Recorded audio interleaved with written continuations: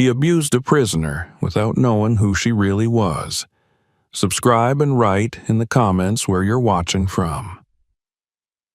It was early spring in Washington, D.C., but Rachel Moore felt nothing of its warmth. The city bloomed as usual. Pink cherry blossoms lined the streets. Tourists moved in packs, snapping photos of monuments. But for her, time had turned stagnant.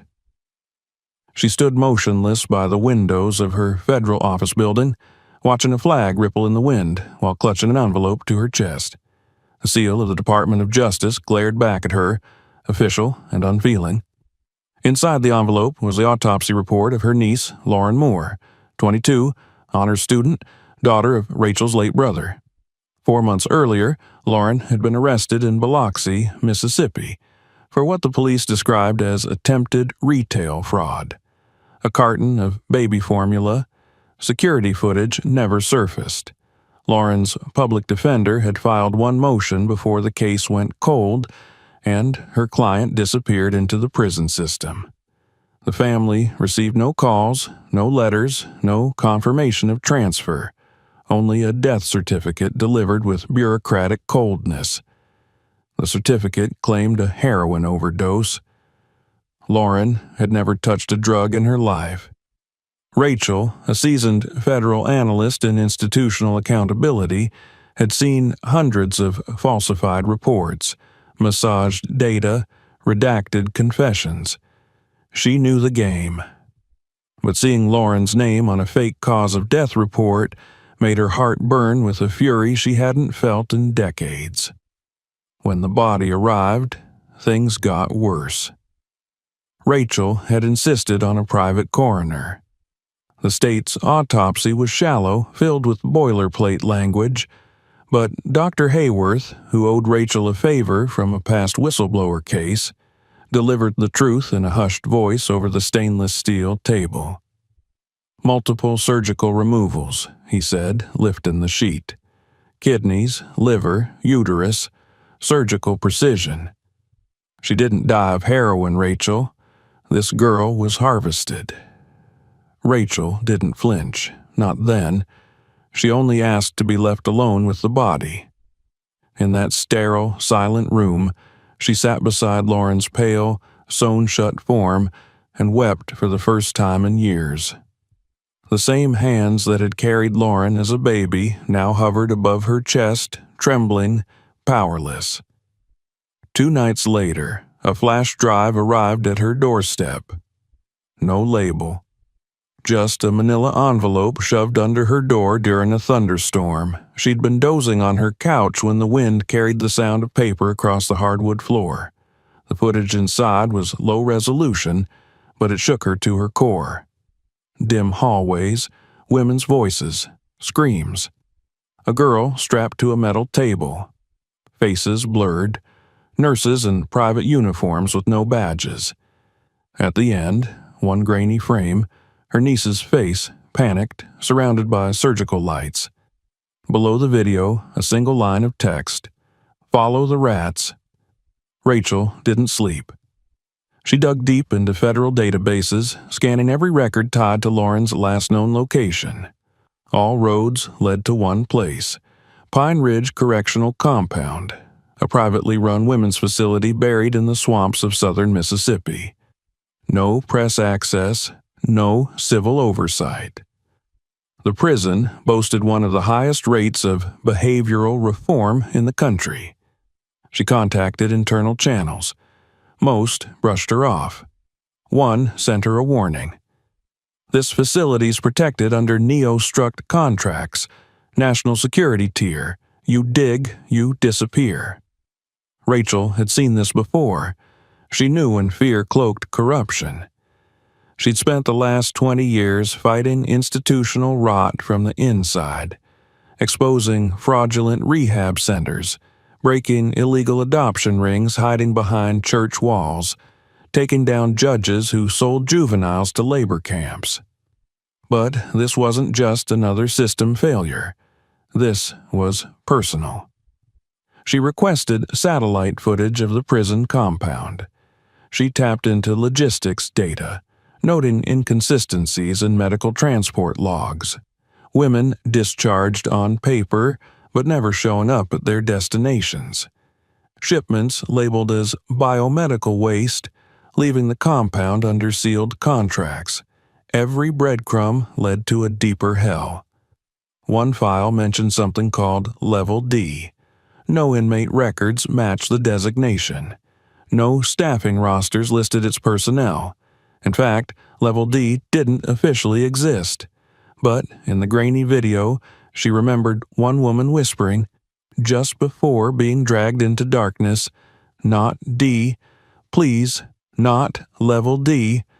Lauren's body had been cremated by the state before Rachel could request a second examination. But she didn't need more autopsies. She needed proof, real, irrefutable, public. And she knew what that meant. She would have to go inside. She reached out to a contact she hadn't spoken to in years. Vince Mattingly, a former FBI agent turned rogue fixer, known in certain circles for his ability to make people disappear, or appear, depending on the payment. Rachel had once saved his brother from a federal indictment. Now it was time to collect. Within weeks, a new identity was born. Nia Foster, 42, African-American, former registered nurse in Dallas, convicted of second-degree murder in a mercy killing scandal. Sentenced to 6 years. Transferred to Pine Ridge for special correctional reconditioning.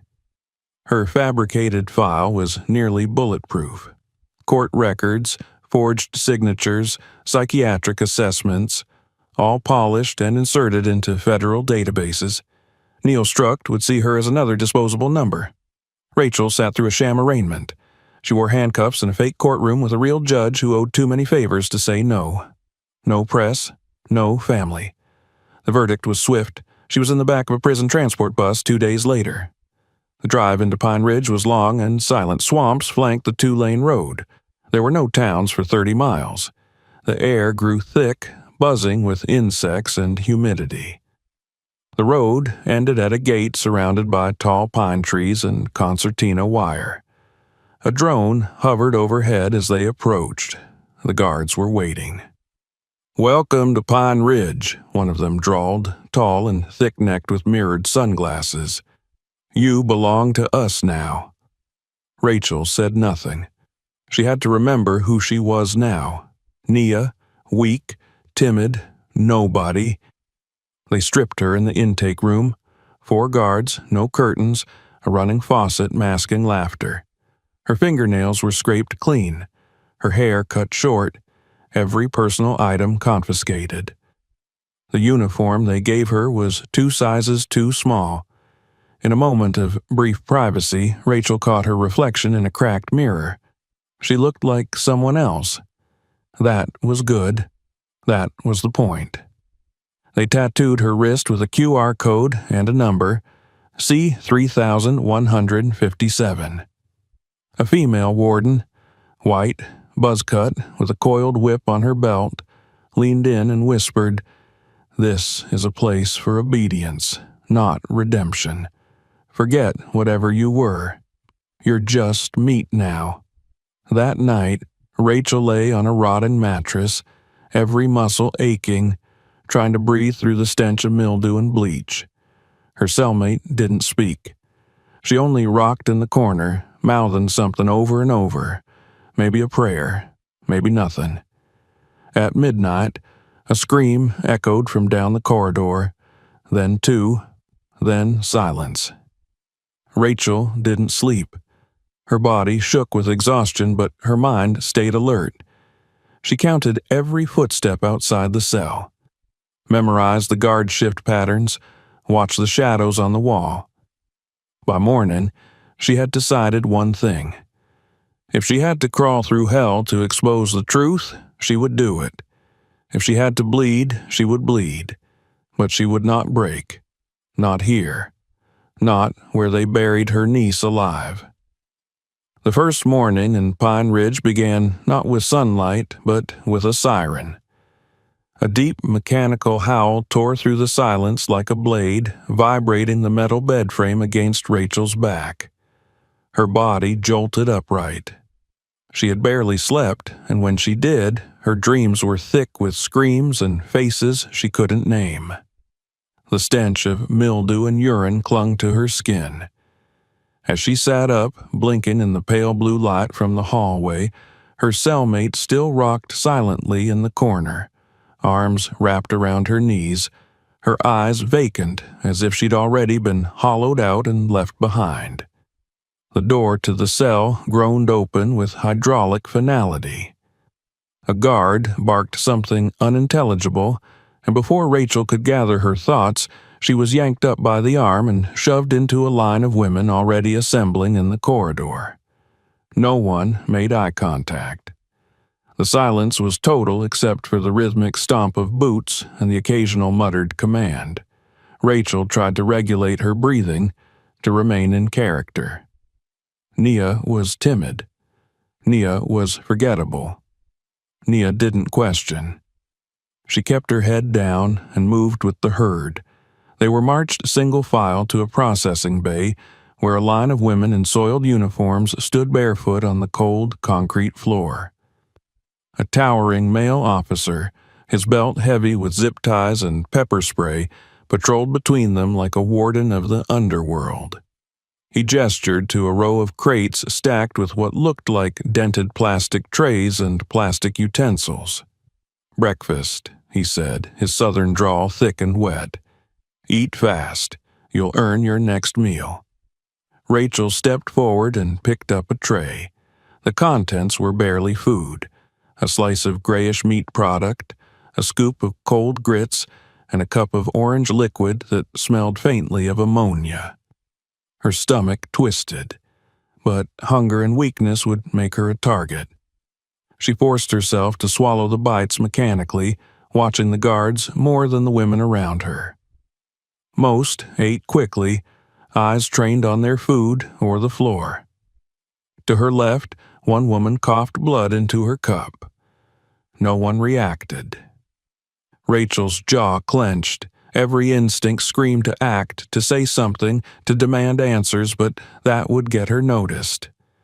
She needed to observe, document, survive. The first full day at Pine Ridge was a descent into a new kind of hell. After breakfast, they were herded outside into a yard flanked by high concrete walls topped with razor wire. The sun was a brutal glare above. Rows of women stood at attention as officers shouted drills, forcing them to jog in place, drop to the ground, stand again. Anyone too slow received a jab from a stun baton. One woman fainted. The guards stepped over her as if she were debris. Rachel kept pace, sweat pouring down her back, legs burning. Her body remembered old pain, but her mind cataloged everything: the position in the cameras, the gaps in the patrol routes, the timing between whistles. It wasn't just training, it was conditioning, dehumanization disguised as discipline. Back inside, she was assigned to blockwork detail. This meant scrubbing floors, cleaning toilets, and carting out bins of bloodied laundry. She was handed a cracked plastic mop and ordered into the north wing, a dim hallway that reeked of bleach and despair. The fluorescent lights flickered overhead, and each step echoed like a heartbeat in a tomb. It was there, in the shadows between cells, that she first met Rosario. The young woman was crouched beside a utility cart, her belly visibly swollen beneath her uniform. Sweat glistened on her brow. When Rachel knelt to help her lift a fallen bin, Rosario looked up sharply, as if expecting to be struck. "You're new," she said, her voice flat but accented with soft Spanish inflection. Rachel nodded, keeping her movements slow. "They'll break you if they notice you," Rosario warned. "Stay invisible." Rachel whispered, "Why do they let you work like this? You're pregnant?" Rosario let out a joyless laugh. "They don't care. The baby's not for me." Before Rachel could ask more, a guard rounded the corner and barked at them to move. Rosario's face returned to stone. Later that night, after being locked back into her cell, Rachel collapsed onto the mattress, her body aching in every joint. Her cellmate hadn't moved all day. She still sat curled up in the corner, whispering a litany of numbers and names. Rachel listened. The sequence repeated over and over. C2241, D009, J88. A pattern. Maybe a memory. She filed it away. Just after, lights out, the hallway filled with noise, keys jangling, boots thudding. A guard opened a nearby cell and dragged out a woman by the arm. She screamed once, then went silent. Rachel sat up, heart pounding. More guards moved down the corridor, methodically selecting women. Every third or fourth door opened. Screams, silence. The cycle repeated. This happened again the following night. By the third night, Rachel realized the pattern. Women who mouthed off, women who hesitated, women who cried. These were the ones taken, and they never came back. She began to recognize the signals. Guards tapping their clipboards, whispering code numbers into their radios. There was a system here, a routine, a methodical harvesting of fear. She needed evidence. Using a small thread from her pillow seam, she rewrapped the tiny camera sewn into the collar of her uniform. During chores, she walked slowly past mirrors and polished metal surfaces to calibrate the angle. At night, she positioned her pillow to point toward the cell door. The footage wouldn't be perfect, but it would show enough. Face of violence, the routine. The turning point came during a shift in the laundry wing. Rachel was pushing a bin of uniforms soaked in dark stains when a woman, barefoot, barely conscious, was dragged past her by two guards. One muttered, "Level D intake," as they passed. The woman's arm dangled, broken at the elbow. Her face was swollen, lips cracked, but Rachel saw the tattoo on her neck, a blue number, the same one whispered by her cellmate at night. Later, she asked Rosario what Level D meant. Rosario froze. "Don't ask. Don't say it. You hear that letter, you shut up and look away." "But what is it?" Rachel pressed gently. Rosario's voice dropped. "The last stop. That's where they take the ones who can't be sold." "Sold?" Rosario's eyes filled with something deeper than fear. Resignation. Clients pay for visits, for bodies, some for one night, some for parts. Level D is for parts. Rachel couldn't breathe.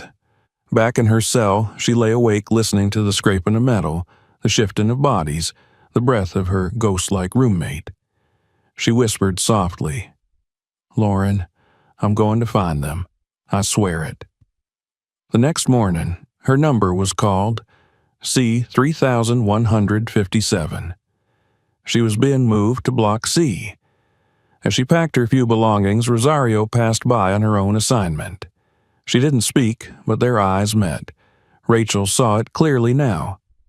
Rosario had accepted her fate. Rachel had not. The new block was cleaner but colder. Cameras were more visible, uniforms tighter, the mattresses softer, the food marginally better. It was all a deception, a grooming space. The women here walked differently, heads low, movements rehearsed, their eyes glassy. She was handed a new jumpsuit, black, form-fitting, a subtle silver band across the chest. "You're in the showcase unit now," said the attendant. "Smile when spoken to." Rachel nodded, deadpan. Her stomach turned. Block C wasn't a privilege. It was pre-selection. These were the women being prepped for sale. On her second day, a clipboard was posted near the showers. Names, dates, client codes. Next to each, a flag. Singapore, UAE, Texas. Rachel scanned it. Next to her name, pending, medical clearance required. She had 3 days. That night, she crawled beneath her bed frame and retrieved the cloth-wrapped camera. As the lights dimmed and footsteps passed, she pressed record.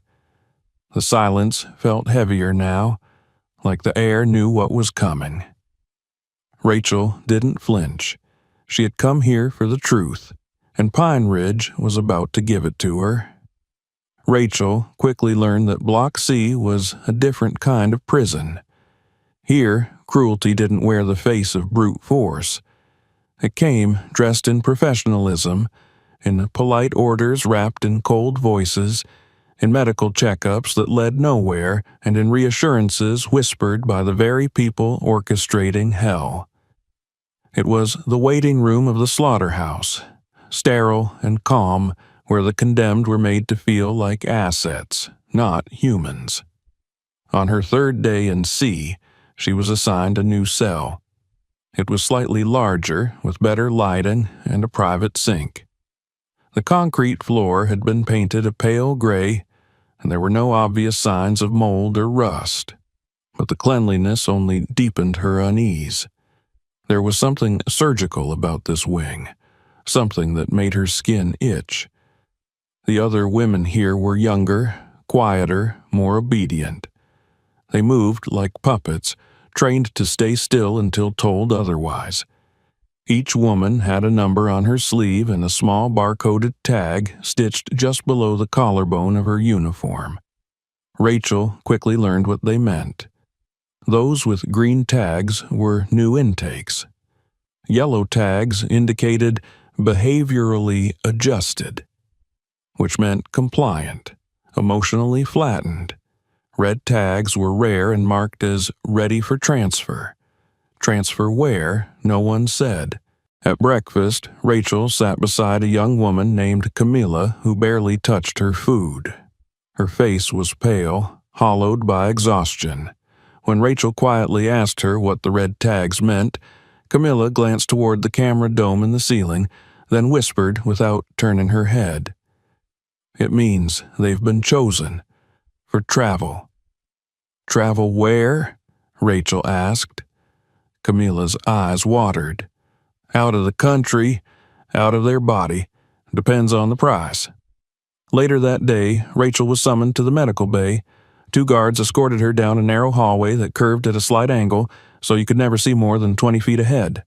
The floors here were polished, and the walls were lined with frosted glass windows behind which shadows moved.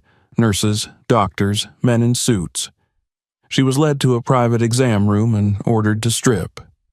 The nurse was a white woman in her 50s with a friendly smile and gloves that never stopped moving. She took blood, urine, scanned her retina, and made casual conversation as if they were at a spa. Rachel didn't respond to the small talk.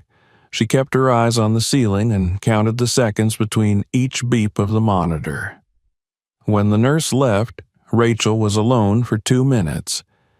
She used the opportunity to scan the room. Ceiling, corners, under the sink. A small plastic folder sat on the counter with 3 names, including her own, labeled Final Eval. She had passed the health inspection. Back in her cell that night, Rachel sat on her bunk, holding a spoon she had stolen from the cafeteria, staring at the slightly uneven seam in the wall near the sink.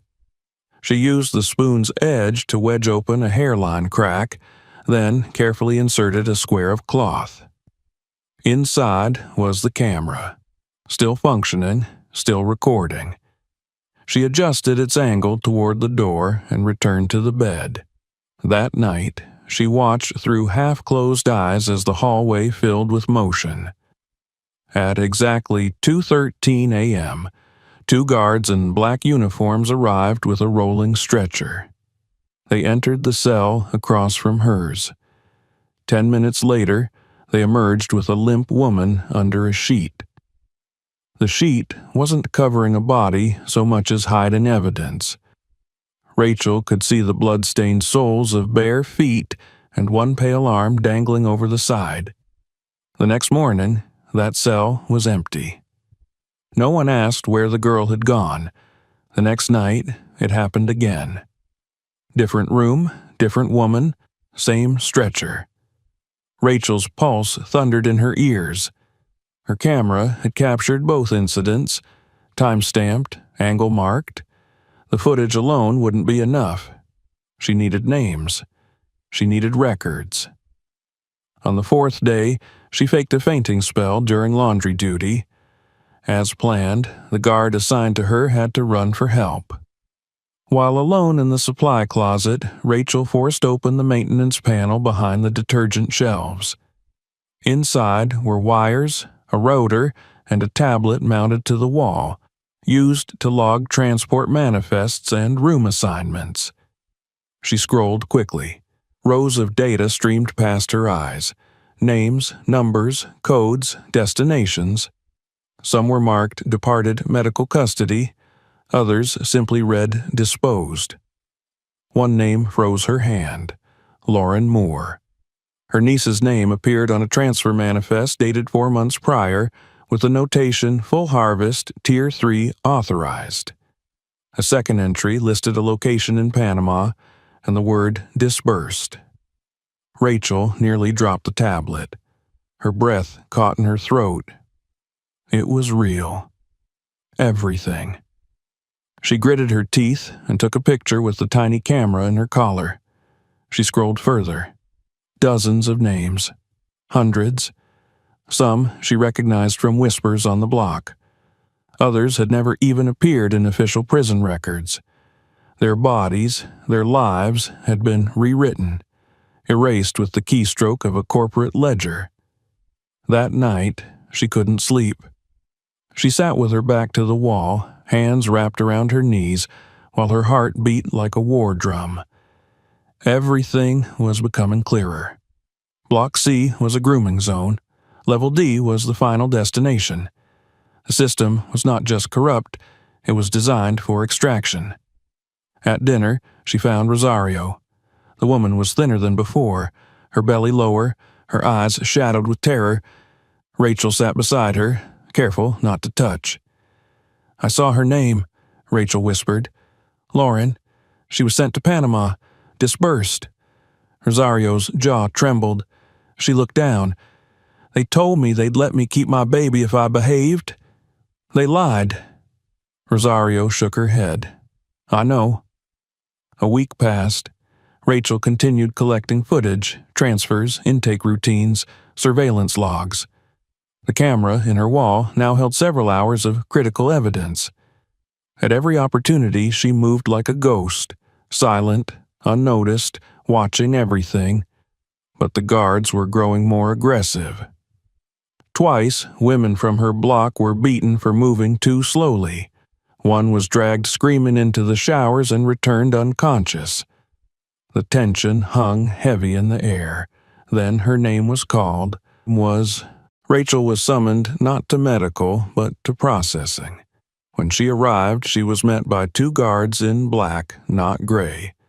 They looked different, leaner, colder, tactical. "Transfer authorization confirmed," one said without emotion. "Client en route." They didn't even look at her. Back in her cell, Rachel paced like a caged animal. Time was collapsing. She was being sent to Level D. She had no way to stop it. That night, Rosario appeared at her door during laundry collection. She wasn't supposed to be there. The guards were distracted. She whispered through the slot. "They're taking you tomorrow." Rachel pressed her face to the metal. "Where's Level D?" Rosario didn't answer. She only mouthed 2 words. "Don't go." But there was no choice.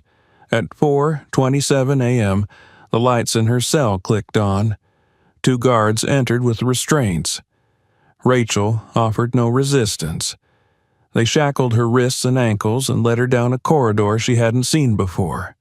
Past the kitchen, past the incinerator room, down a narrow hall marked Authorized Medical Only. The floor changed from concrete to tile. The air grew colder. They reached a door with no handle, no keypad, just a black lens that scanned the guards' badges and then Rachel's face. It opened. Behind it, a staircase spiraled downward. No cameras, no windows, no return. Rachel stepped into the dark. The door closed behind her. The air at the bottom of the staircase smelled of bleach, blood, and something older. Rot held beneath layers of antiseptic, like a crime scene washed clean too many times. Rachel stepped off the final stair onto a smooth, pale green floor that gave under her boots like rubber. The walls were a sickly shade of white, sterile but stained, as if no amount of scrubbing could remove the memory of what they had witnessed. The guards flanked her in silence, guiding her down a long corridor without speaking. Their faces remained blank, but their eyes darted to the sides, never quite meeting hers. She felt less like a prisoner and more like a shipment. The hallway ended at a set of double doors with no handles. A red light blinked overhead. One guard held up a small metal disc attached to a retractable chain on his belt. The light turned green, and the doors hissed open with a sound like something exhaling its last breath.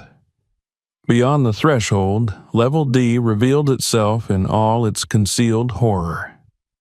The corridor expanded into a central hub ringed with glass rooms, each containing a single bed and a set of restraints. Unlike the cells above, these rooms were lit brightly, too brightly, with overhead bulbs that hummed and flickered constantly. Some rooms were occupied. Rachel saw women lying motionless on beds, their arms strapped down, IV lines threaded into their skin, monitors humming steadily at their sides. One girl stared at the ceiling with vacant eyes, a breathing tube threaded through her mouth. Another turned her head slightly and mouthed something Rachel couldn't hear, her eyes wide and glassy. The silence was not one of peace, but of chemical sedation. She passed a room with its door slightly ajar. Inside, a metal table was stained dark along the edges. Surgical tools lay on a tray nearby, gleaming under the harsh lights. A camera was mounted above, its red dot blinking steadily.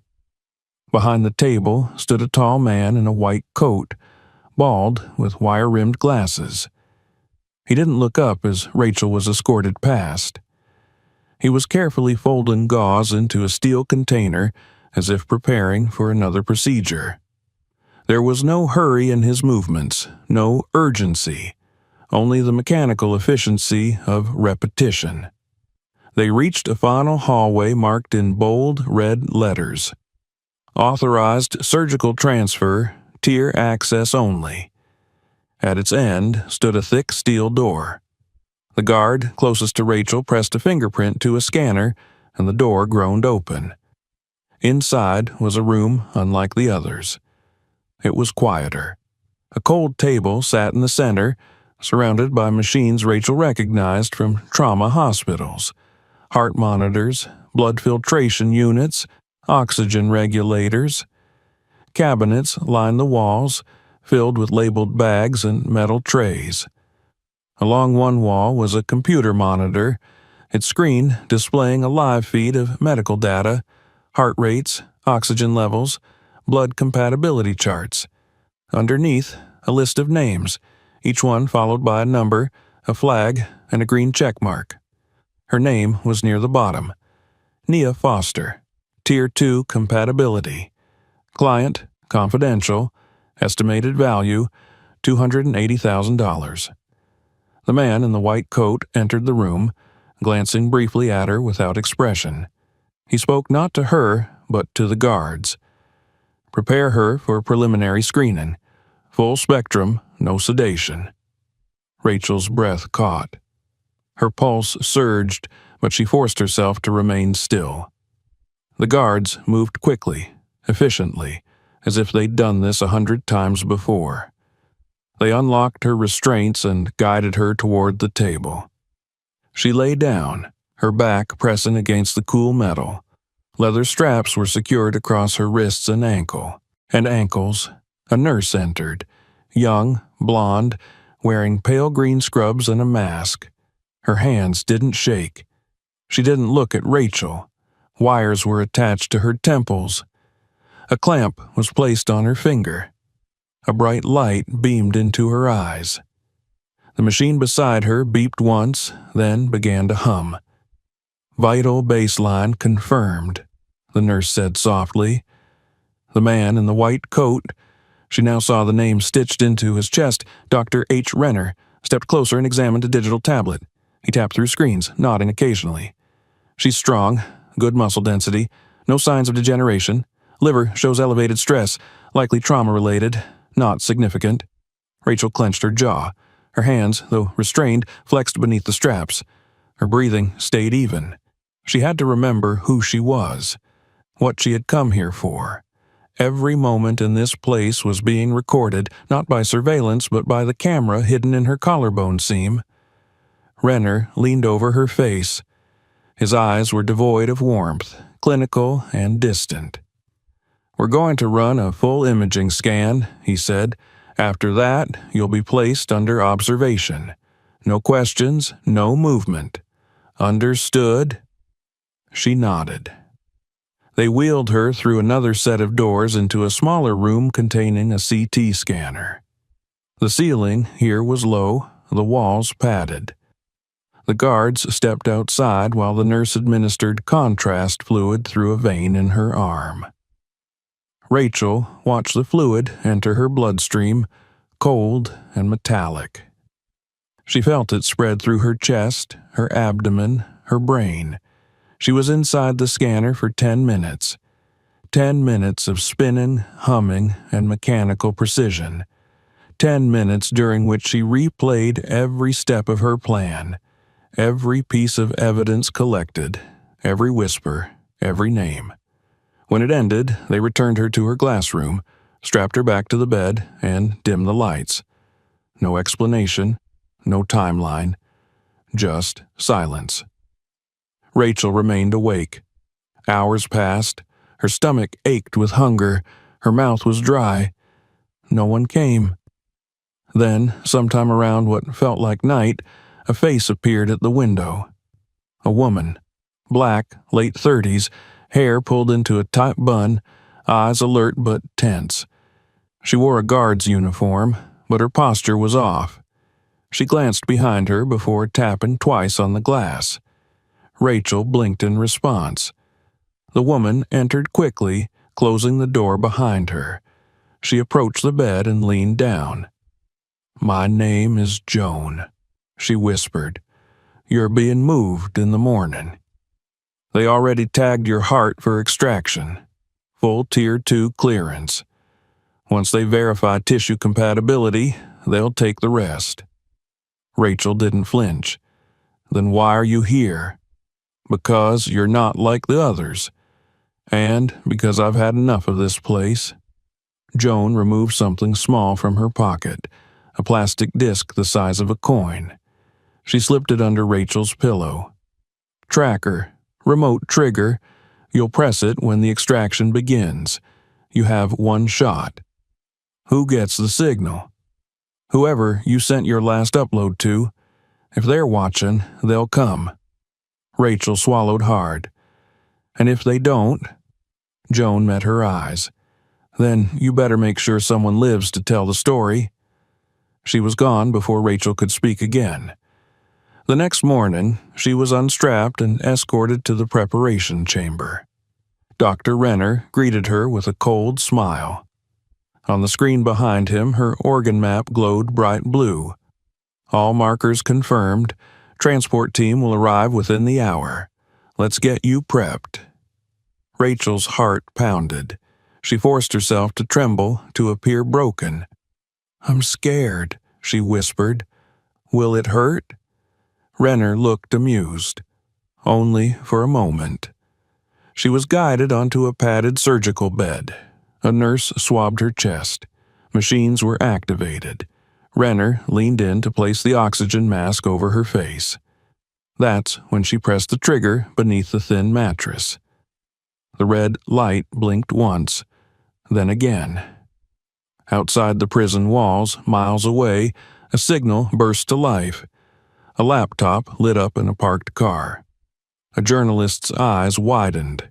He hit stream. Back in the operating chamber, Rachel let the mask settle over her mouth. Her eyes met the camera in the ceiling. She spoke through clenched teeth. "You're not harvesting another woman today." Renner paused. "What?" And then the power flickered. Alarms began to sound. Joan's voice echoed over the intercom, distorted and desperate. "They know. They're coming. Lock it down." Screams erupted down the corridor. Doors slammed. Sirens howled. Rachel tore free of her straps using the blade hidden in her waistband, the one Joan had given her. She rolled off the table as Renner lunged for her, slashing his hand as she escaped. She burst through the surgical wing and into chaos. Level D was no longer a secret. It was a battlefield. The power didn't go out all at once. It flickered like a dying pulse, first in the surgical wing, then across the narrow corridors of Level D. The overhead lights stuttered, monitors dimmed and blinked back to life, and the rhythmic hum of machinery faltered for a few breathless seconds. That was all Rachel needed. She was off the table before anyone in the room understood what had happened. The scalpel Joan had slipped her, disguised as a broken ID tag, cut swiftly through the last of the leather restraints. As Dr. Renner leaned forward, shouting, she slashed across his hand and shoved him backward into a tray of instruments. He stumbled, bleeding, and crashed into the equipment with a howl. The nurse screamed. Rachel bolted for the exit, still barefoot, her body aching from tension and the IV punctures on her arms. The hallway beyond was a mess of alarms and flashing red lights. Voices shouted down corridors, confused, panicked, aggressive. Somewhere, a klaxon had begun to sound, long and shrill, a call to lockdown. Rachel ducked behind a supply cart as two guards rushed past her, weapons drawn, radios crackling. She reached under her gown and found the second disc Joan had given her, a backup transmitter linked directly to the journalist's laptop parked outside Pine Ridge's jurisdiction. She pressed it twice, holding it firmly until the green light pulsed to life. Miles away, in a rented van hidden along a dirt service road, a man named Trent Young, a freelance investigative reporter Rachel had once briefed during a trafficking case, jerked awake as his monitor lit up. The signal came through, an encrypted stream from Rachel's body cam, overlaid with telemetry from the tracker. He recognized her voice instantly, even distorted by the stress and distance. "This is Nia Foster, real name Rachel Moore, DOJ Internal Affairs. If you're watching this, I've uncovered an active human organ trafficking operation inside Pine Ridge Correctional Compound. They're harvesting prisoners. I have names. I have footage. And I'm not alone." Trent didn't hesitate. He clicked Go Live. Back inside the prison, Rachel crept along the wall, moving toward the administrative exit of Level D. Her camera was still rolling, capturing everything: women sedated and strapped to gurneys, blood-streaked hallways, surgical waste bins filled with discarded tissue and crimson-stained gauze. In one room, she found Rosario, dazed but alive, her wrists bound, her belly still round beneath the surgical gown. Rachel moved quickly, cutting through the restraints. "Rachel?" Rosario blinked through tears. "You're safe now. Come on, we're getting out." Screams echoed from deeper inside the level, guards yelling orders, patients moaning, metal doors slamming shut. Rachel took Rosario's hand and together they ran, dodging the chaos. An automated announcement began repeating over the speakers. "Security breach in surgical zone. Initiate containment protocol. All staff report to muster points. Code black." They reached a freight elevator and climbed through the half-open doors into the shaft. Rachel boosted Rosario first, then pulled herself up the greasy metal ladder, heart hammering. Halfway up, the elevator jolted and shuddered. It was being summoned back down. They climbed faster. At the top, a vent cover hung loose. Rachel forced it open with her elbow and crawled into the duct, dragging Rosario behind her. The air inside was hot and thick with dust, but it was freedom, an unmonitored passageway, likely forgotten by the staff. They moved in silence for 20 minutes, crawling, twisting through turns, until a grate revealed a view of the corridor above the prison laundry. Rachel kicked it open and dropped into the hallway. Rosario landed behind her with a groan. They were back in Block B. It was chaos. Women were shouting, guards were panicking. Rachel could hear doors slamming, radios screaming conflicting commands. One voice on the intercom, male, older, was screaming about a media breach, demanding an immediate network blackout. But it was too late. The stream was already online. Thousands were watching. The footage was raw, unfiltered. Cameras caught limp bodies being dragged by staff in surgical garb, spreadsheets filled with organ-matching data, emails linking Pine Ridge administrators to off-site clinics across state lines. Trent had patched in commentary from a trauma surgeon, a former inmate, and a civil rights attorney. All live. All aghast.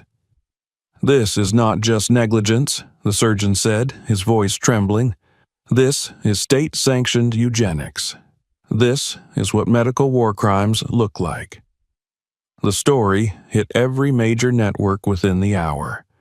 Back inside, Rachel led Rosario toward the maintenance wing, where Joan had set a service tunnel connected to the generator building.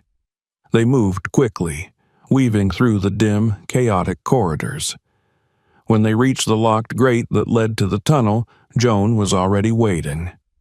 "You made it," she said out of breath, holding a bolt cutter.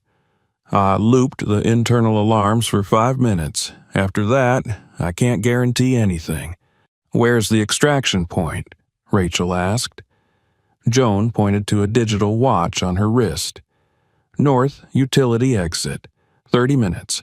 A patrol unit's been diverted with a fake fire call. Use the confusion." Rosario hesitated. "What about the others?" Rachel looked at Joan. "How many can we take?" 5, maybe 6. You can't free them all now." Rachel made a decision. She handed Joan the camera. "Get this to the nearest U.S. Marshal office. Don't hand it to anyone in uniform inside Pine Ridge jurisdiction. Find someone clean." Joan nodded. Rachel took Rosario's hand and turned toward the hallway. Alarms were sounding again. Flashing lights bathed the walls in red. A pre-recorded warning played on loop. "All inmates return to quarters. Lethal force authorized." They ran. On the way, Rachel pulled open 3 more cells. One woman could barely walk, and Rosario helped her along. Another had blood on her face and no shoes. A third, a girl barely 20, just clung to Rachel like a child. They didn't ask questions. They followed. At the final checkpoint near the tunnel exit, a single guard stood blocking the way, young, jumpy, holding a baton. He raised it. "Stop right there! I said stop!" Rachel moved quickly. She stepped forward, hands raised, eyes calm. "Look at me," she said. "You think this place is going to protect you? You think they'll cover for you after what the world just saw?" He hesitated. "The live stream," she said. "It's out there. Everyone's watching. Your badge number is probably already on a form somewhere." The baton lowered. He stepped aside. They slipped through the utility door just as the searchlights swept the yard. Outside, night had fallen and the air was cool. A white van waited beyond the fence. Joan had told the truth. It was real. The escape was real. Rachel turned to the women behind her, bleeding, broken, scared, and opened the gate. They ran. One by one, they climbed into the van. Rachel was the last. As she stepped inside, her vision blurred. Blood dripped from her side. She hadn't even noticed the wound, a deep gash from something sharp during the sprint. Trent was in the driver's seat. He turned, eyes wide. "Jesus, you made it." Rachel nodded, breathless. "Drive." They peeled away from the compound as sirens wailed behind them. Pine Ridge shrank in the distance, swallowed by the dark. An hour later, Rachel lay on a gurney in a safe house infirmary. A paramedic stitched her side while Trent uploaded the final batch of files. Networks across the country interrupted programming. Congressional hearings were announced. The president released a statement calling for a full investigation. But Rachel wasn't thinking about any of that. She looked at Rosario, asleep in a cot beside her, one hand on her belly. She looked at the other women, huddled under blankets, whispering, weeping, clinging to their second chance. She had done what she came to do, but she knew this was only the beginning. Pine Ridge was just one head of the monster, and the others were still hiding in the dark. Rachel stood before the mirror in the hotel room that served as her temporary safe house, watching her own reflection in the flickering fluorescent light. The bruises on her ribs were fading, but her face still bore the shadow of the hell she'd crawled out of. A faint scar above her left eyebrow marked where a piece of glass had sliced her during the escape. Her eyes looked older, more tired, more hollow, but beneath the fatigue there was a fire that hadn't dimmed. The televised footage of Pine Ridge had exploded across the country in the days following her escape. Every news station, social platform, and newspaper had run with the story, often using clips pulled from her own hidden camera. Women strapped to surgical tables, data logs of harvested organs, spreadsheets listing clients from across the globe. The stream had gone viral before Pine Ridge's internal systems could shut it down, and even then, it was too late. Copies had flooded the internet. What had once been whispers and rumors now lived in full color on the screens of millions. America had seen the truth, and for the first time it couldn't look away. Federal law enforcement had descended on the facility within 12 hours. The Department of Justice, under immense political pressure, launched a multi-agency task force to raid Pine Ridge and seize its assets. Armed marshals had stormed the compound and arrested the warden, Dr. Renner, several guards, and 2 corporate executives from Neostruct who had flown in under the pretense of an emergency audit. What they found behind the walls of that prison sent shockwaves through the nation. Unmarked graves, severed communication systems, and dozens of falsified death certificates. Refrigerated lockers beneath the infirmary held human organs with serial numbers that matched active insurance records. The underground database used to traffic these organs, a system internally dubbed the Pipeline, linked Pine Ridge to 7 other private correctional institutions across the United States. Rachel knew it wasn't just one prison, it was a network. She had cracked the shell, but the rot went deeper. Now she stood in front of a different kind of gate, a courtroom. The courthouse in Washington, D.C. had been chosen for its security and visibility. Protesters filled the street outside, waving signs that read, "Shut down the pipeline, no more blood money, and justice for the buried." The entrance was flanked by federal marshals in tactical gear. Cameras clicked as Rachel approached the doors. She wasn't in shackles anymore, but she carried the weight of dozens of women who hadn't survived long enough to see this day. Rosario walked beside her, still holding her swollen belly protectively, flanked by 2 trauma counselors and a social worker. She refused to be hidden. The courtroom itself was quiet but charged with tension. The prosecution table was stacked with evidence boxes and thick binders. Rachel took her seat in the first row behind the lead prosecutor, watching the defense team across the aisle. Dressed in expensive suits and feigned confidence, they sat beside the accused. Warden Gerald Miles, Dr. Harvey Renner, Logistics Officer Karen Spillman, and two neo-struct vice presidents, James Weller and Carla Ingram. They looked like corporate executives attending a conference, not like architects of torture. When the judge entered, a black woman in her 60s with steel-gray hair and a gaze like sharpened glass, Rachel felt something shift. Judge Deidre Harlan was known for her unflinching courtroom demeanor and history of cracking down on institutional corruption. She didn't waste time with preambles. Opening statements began within the hour. The prosecution didn't hold back. With the nation watching, Assistant U.S. Attorney Marcus Dandridge laid out the full scope of the operation: a corporate conspiracy to exploit the incarcerated for medical profit, a system that used sentencing loopholes, falsified documents, and administrative immunity to turn prisoners into commodities. Testimony began with former guards, then medical techs who turned state's evidence. They described quotas, bonuses for successful matches, and the monthly visits from foreign buyers posing as health contractors. Then came the digital forensic experts. They showed videos from Rachel's camera, explained metadata, and proved the edits and deletions from neo-struct servers. One slide showed a heat map of facility usage, highlighting rooms not listed on any blueprint. Another slide revealed communication between Dr. Renner and an offshore clinic in the Caymans, openly discussing pre-cleared inventory and rapid turnaround removals. But the courtroom truly changed when the survivors took the stand. Rosario testified through tears, but with a spine of iron.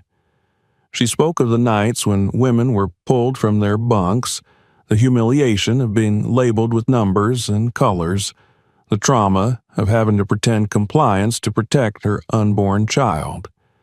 She recounted how the guards used her pregnancy to taunt her, how they promised she'd never see her baby. She looked the defense lawyers in the eye and said, "They didn't care if I lived. I was just a vessel, an asset."